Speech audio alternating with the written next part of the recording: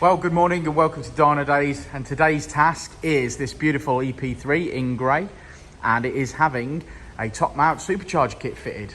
So let's crack on with it.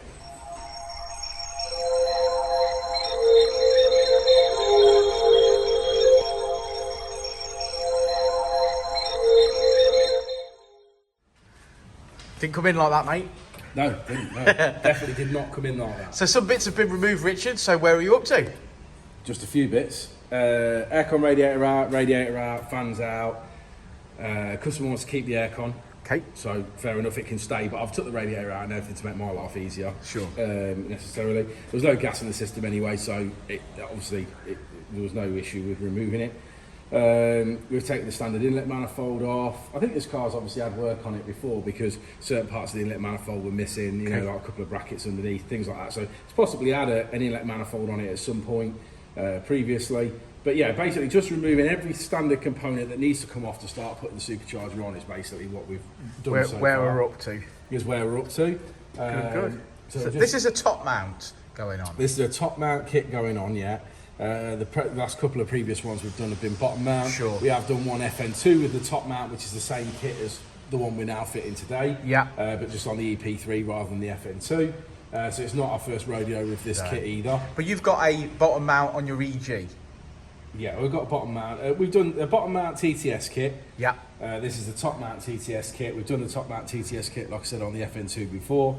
So now we're just going to basically start obviously bolting up the inlet manifold and getting that side of things on, and then basically working our way out and just getting some bits bolted up. Okay, so each step of the way then I should be in your way. Yeah, okay. Fantastic.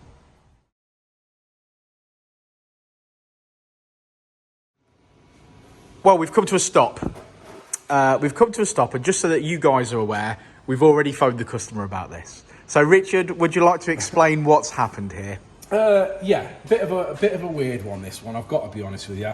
The customer rang up, said he's bought a supercharger kit, TTS kit for his EP3, wanted us to fit it. Now obviously that's not a problem whatsoever, you know what I mean? We obviously get the kit on, get it all fitted, no problem. Get it mapped up. Get it mapped up. So we strip off everything this morning, as we did on our first video, got all the parts off that we need to get off so we can get access to everything. We've removed, obviously, the standard inlet manifold. I've built the TTS plenum up because it comes in 3 or 4 different pieces, so I built it all up. I've fitted the fuel rail, I fitted the injectors, the map sensor, started building all that up. Excuse me. Building all that up, build it all up on the bench so it's all ready to go, knowing that obviously I can get access to the bolts and bolt it up. So I do that, I bolt it up. As I bolt it up just before I'm about to go and have my lunch today, I bolt it up and then I think, oh, I'm going to put the top radiator hose on. Let's have a look. Let me walk behind you, my friend. I realised obviously that the blanking plate had gone on, but I just basically, because I was building it on the bench away from the car, I noticed obviously that blanking plate went on there, and obviously this had got to be modified to go onto the bottom of there. But then I did realise, no, hang on, we've got no outlet for the top radiator hose, because obviously on the FN2 it's on the side, and obviously on the EP3 it's on the front on a separate housing, which is this one. Which is that housing there. So obviously that would go, you know, basically into the side there. Sure. And allow you to get the top radiator hose on. So that was the first thing I realised. I thought, okay, no dramas, not the end of the world. Maybe they're both the same kit, and basically you have to trim off the backing plate and go around that. So I did a little bit of research on the internet. It seemed to be that generally was the case, that you trim up the back and then fit the original housing. So we were pretty much going to do that, but then I said, let's just double check with the customer that this is actually an EP3 kit and not an FN2 kit before we just go any further. Because the kit had been supplied second hand, so obviously we hadn't test fitted any radiators or anything at this point. Anyway, turns out that this is an FN2 kit. Yes. To be fair, the customer was like, well, the engines are the same. Well, they're not the same because they're a different engine code, so therefore, like you say, the outlet's on the side. Not a major problem in my opinion. We could have rectified that fault. The problem is when we come to obviously mount the supercharger on, the supercharger didn't quite fit, basically line up to these 2 points. It was then too close to the fuel rail, it was also too close to the front panel, again because it may have had a different size bracket which would have just slightly offset it differently. And because TTS would have researched and developed this. Of course, and they would have developed it for which is exactly why you have an EP3 kit and an FN2 kit. Yeah. So anyway, the supercharger didn't fit. So I thought, okay, well, let's just go to the next stage, just quickly double check the radiators. Anyway, radiators.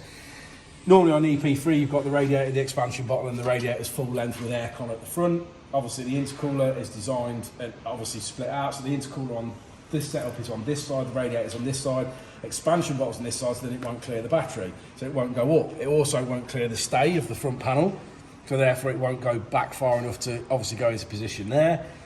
Basically, as we've moved forward, every single part needs some sort of modification or altering to make it fit.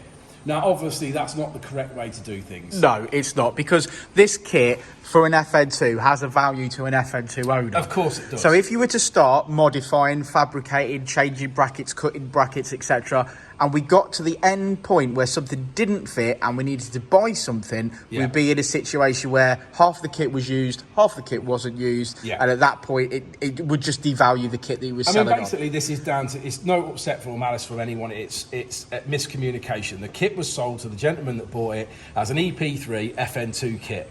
There is not such a thing. There's an EP3 kit and there's an FN2 kit. There isn't a kit that's identical. They aren't the same kit, is what we're trying to explain. But unfortunately, it was sold to the customer as the same kit. It was also sold, oh, you could modify it to fit an EP3. Well, yes, you can. Technically, you can modify it to fit an EP3, but if you were to replace everything that needed replacing to make it fit an EP3, you might as well be buying the EP3 kit. Yeah. So sell the FN2 kit on. So basically what we've agreed with the customer is that that kit is for an FN2 and it is massively different to an EP3 kit. So we've suggested at this point that unfortunately, even though we've invested some time into this car this morning, we're going to remove obviously anything that we've bolted up, which is basically just the plenum at this point. And put it back to stock. And put the car back to stock and put the car back together again so that it's so he can obviously sell on the kit that he's bought to someone else with an FN2, which obviously is going to fit. And then he can obviously look for the correct kit to fit this EP3. First main job of the year back, and it's a little bit of a difficult one. But, you know, as Rich says, you've got to call it at some point, and we could go forward, and yes, it's well within our abilities to modify every single part of this kit to make it fit and then map it up. But unfortunately, the cost of modifying that kit, the fabrication, the time and the effort that would go into it would outweigh, in my opinion, selling this kit on and buying the correct kit. So that's where we're going to go, and that's what we're going to do. So there you go. Any final words, Richard? No, just sometimes you have to make a call. I think we've made the right call. Customer's obviously not happy. You know, he wants his Supercharger kit on, but you know, he's bought he's got the wrong kit, and I think we're offering him the best advice. I believe so. I believe so. So there we go. Thanks for sticking around to the end of the video, guys. Sorry this one didn't go the way we wanted to, but that's the way it is sometimes. So we show you what happens in this workshop, and yeah. But I'm sure this car will be back and we'll get the correct kit and it will be a powerhouse. So see you all on the next video, won't we, Rich? We will indeed. We will indeed. Before and I'll say it again. Life moves pretty fast.